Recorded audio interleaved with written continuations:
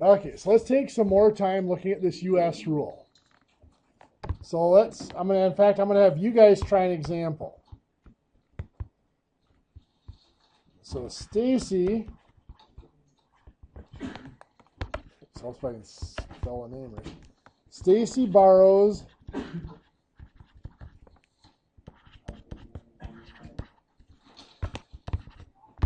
$12,000 at, we'll keep it simple for you, 9% for 120 days. On day 38, there's a payment of $3,200. On day 63, there's a payment of $2,800. And on day 92,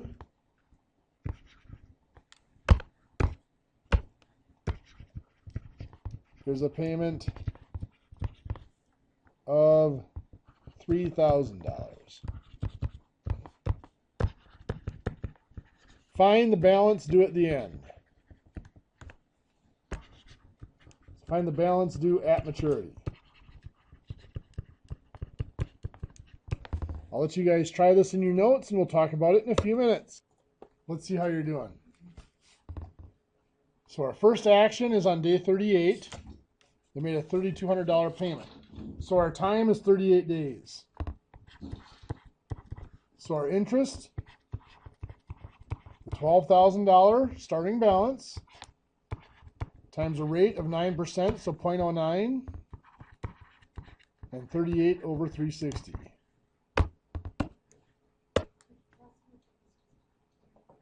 Sure, I'll pause for a minute. If you're right there. Okay, let's push forward here. So we've got the 12,000 times 0.09 times 38 divided by 360. Gives interest of $114 at this first payment. So that 12,000 plus that interest of 114 gives us $12,114 is the balance for the payment.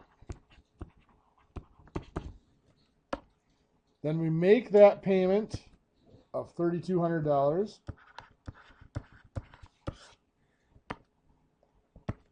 which gives us a balance of $8,914 is our balance after the payment.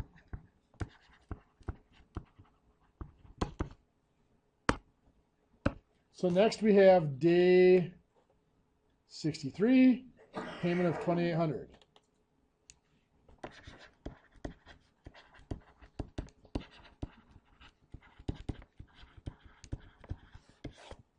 So our first step is to figure out our days. 63 minus 38. It's 25 days. When we find out the interest accrued,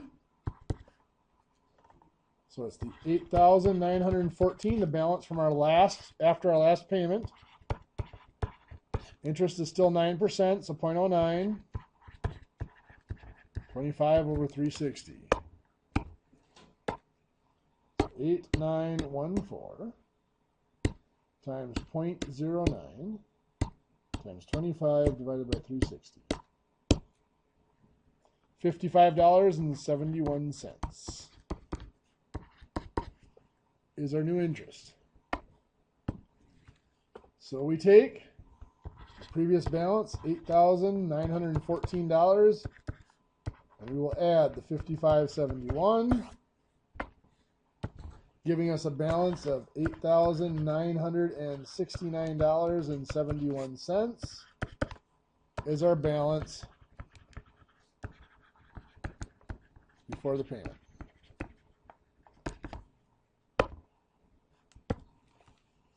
So then we'll make that $2,800 payment.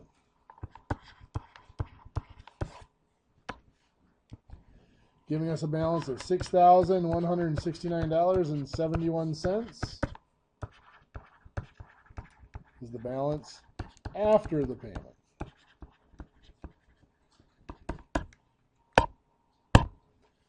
Our next action, day 92, payment of $3,000.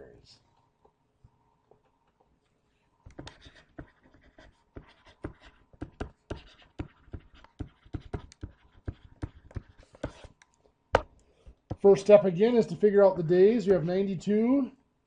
The last day of action was day 63. So 92 minus 63 is going to give us 29 days.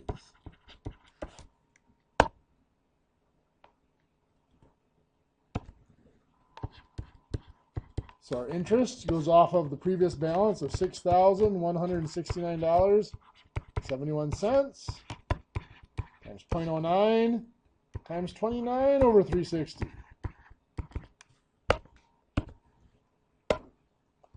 So 6169.71 times 0.09 times 29 divided by 360.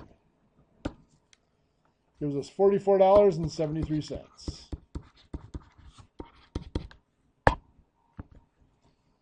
So we have our $6,169.71 plus the interest of 44.73.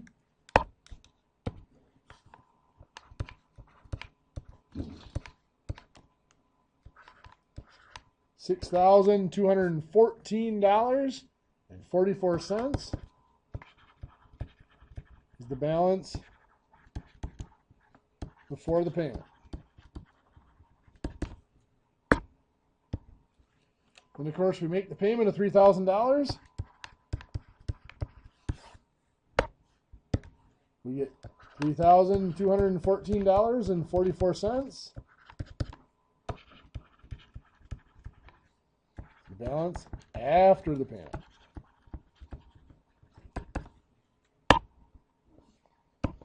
There is no more action until maturity. So maturity is at day 120.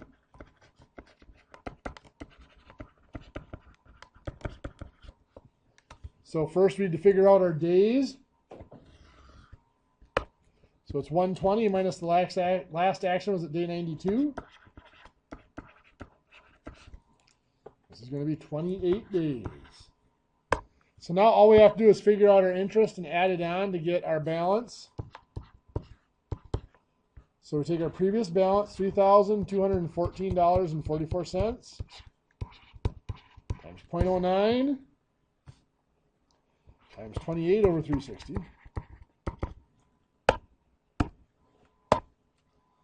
3214.44 times 0.09 times 28 divided by 360 gives us $22.50.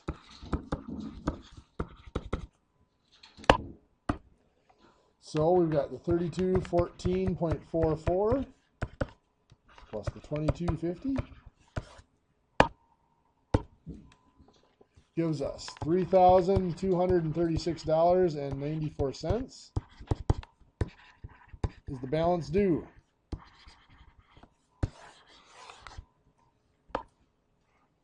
If you want, I didn't ask for it in this case, but if you wanted the total interest, you would add up the four interest amounts that I found there, and what is it? Is it $236.94? Is it really that much? Yeah, it's 114. 114 plus 55 is 169.71 plus the 44.73 is $214.44 plus the $22.50. It is $236.94. What do you think? Cool. Good stuff? Yep. Okay. On November 18th. I know.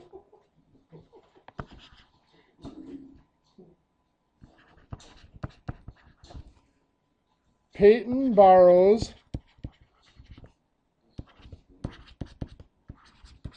$9,000 at 8% for 90 days.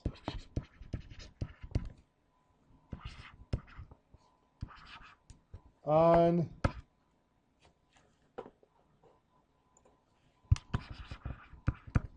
December 15th, Peyton pays $2,500. On January 21st, Peyton pays another $2,000. Find the balance due at maturity.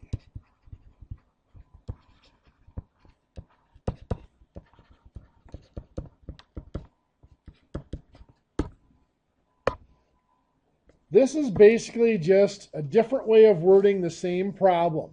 So we're going to need that table out of the book. What day of the year is November 18th?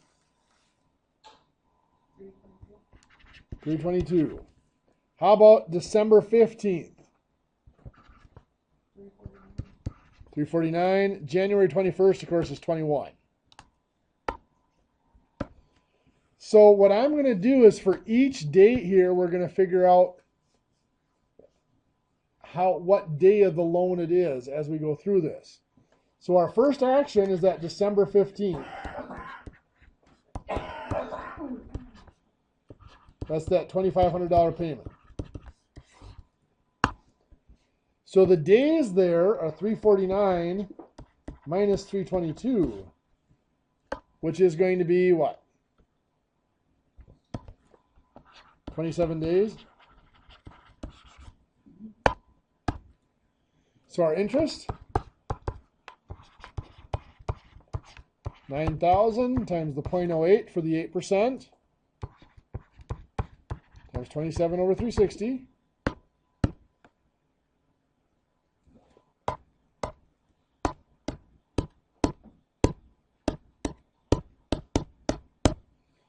We get $54 in interest.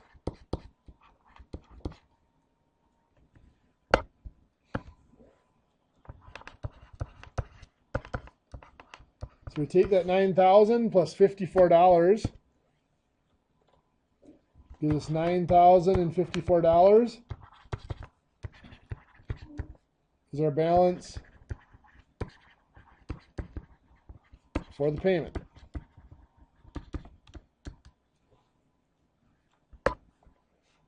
We'll make the $2,500 payment, which gives us $6,554.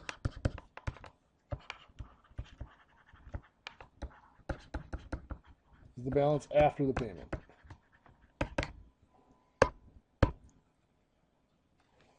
The next action is January 21st.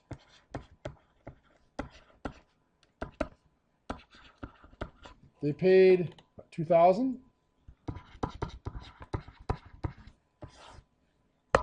So now we've got to figure out from December 15th to January 21st. Well, 365 minus 349 gives us 16 days in December. Then we got the 21 days in January. So that adds up to give us 37 days.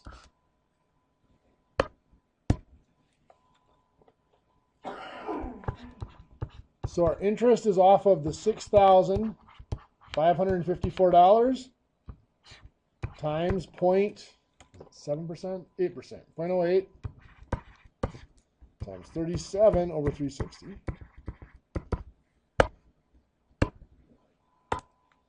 So 6,554 times 0.08 times 37 divided by 360.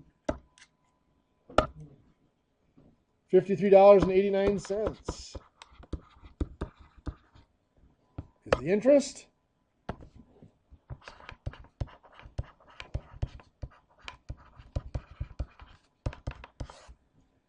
We're going to add that to our previous balance.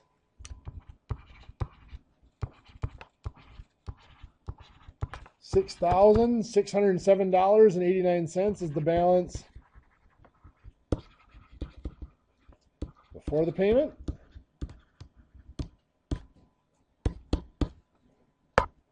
We subtract the payment of $2,000. To get $4,607.89 is the balance after the payment.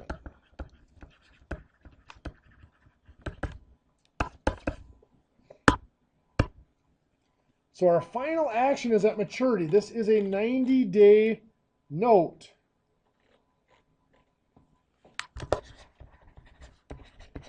Day 90 is maturity.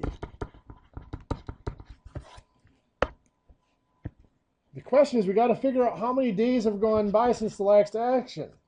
So this is day 90. We had 37 days here and 27 days here. So from 90, we're going to subtract 37 and then 27, which leaves us with 26 days. Does that look right? So we take our interest based on our previous principal, $4,607.89. Our rate is still 0.08. Now 26 days out of 360. So 07.89 times 0.08 times 26 divided by 360.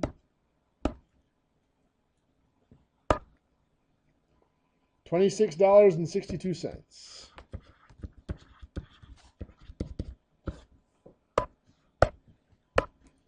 So we take our previous balance of 4607.89.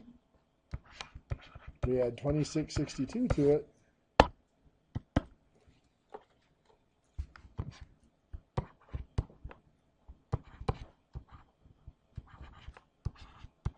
We get $4,634.51 is the balance due at maturity.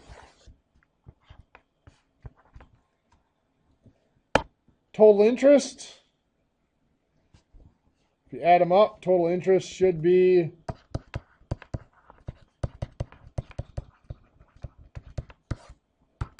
$134.51.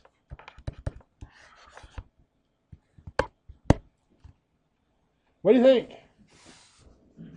Now I'll warn you, when the book describes the U.S. rule, what they have you do is you figure out the interest and they subtract it from the payment. But that's not really what happens. I mean, really that interest is added to your balance and then the payment's deducted. So the book kind of describes it technically wrong there. Doing it either way will give you the same answer. But this is technically what happens is they're figuring that interest before they make the payment. No, I didn't write this text.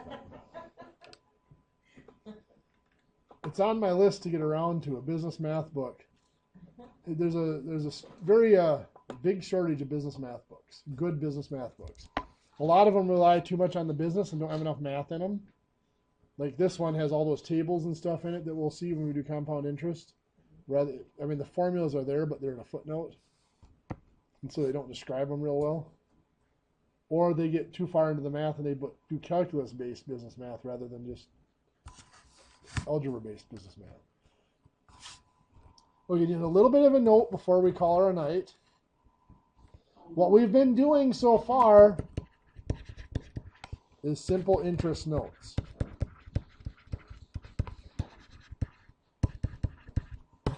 Now remember, with the simple interest notes, we're starting with a balance.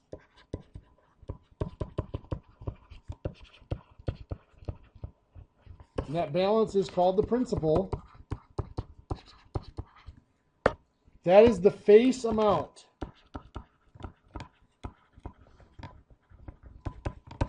So if it is a $2,000 loan, you're getting $2,000. That's your principal. You are adding to that the interest to get the maturity value.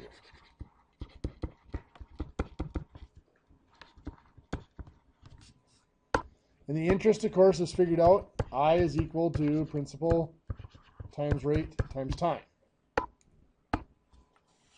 Next week, we're going to make the shift over from simple interest notes to simple discount notes. And in a simple discount note, we start with the amount you want to pay back.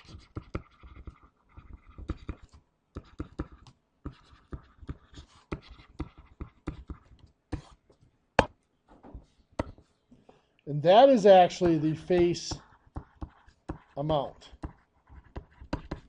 So in a simple discount note, a $2,000 note means at the end, you will pay back $2,000.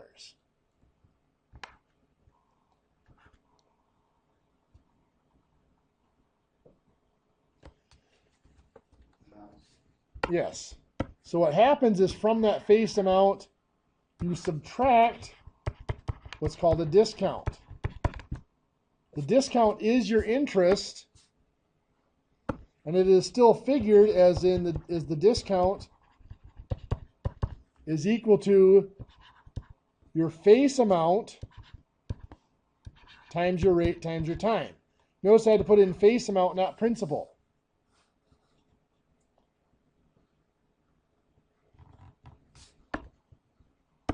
And then what you actually receive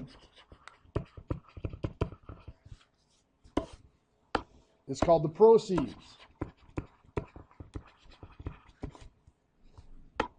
So I'm going to do one example of this before we call her a night. Find the proceeds. I don't remember now if it's CEDES or CEEDS now. I'm a horrible speller. Actually, it is EE. Could have just looked at my little sheet of paper here. So it is PROCEEDS. So find the proceeds for a $7,000 simple discount note at 12% for 100 days. So again, the $7,000, that's the face amount. That's the amount stated in the loan. That's the amount we're going to pay back. So we're going to start by finding the discount. That's going to be our face amount of $7,000 times our rate is 0.12 times our time is 100.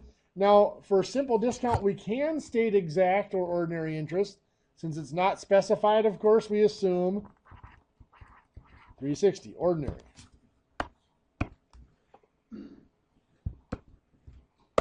So we do 7,000 0.12 times 100 over 360. We get $233.33. So the proceeds are going to be the $7,000 minus that discount. So that is $6,766.67.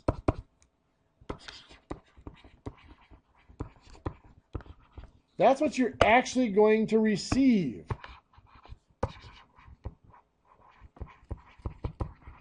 And you pay back the $7,000 at the end.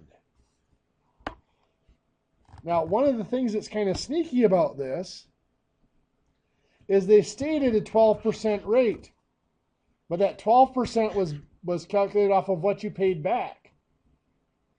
So the $233.33 is actually larger than 12% of the amount you actually received.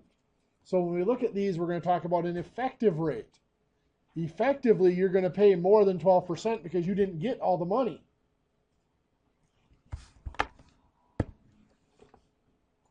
I see your eyes begging me not to explain more.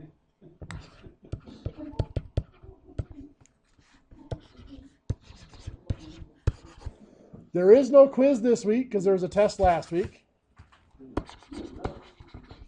So all you have is a new homework that is due next class, next Wednesday.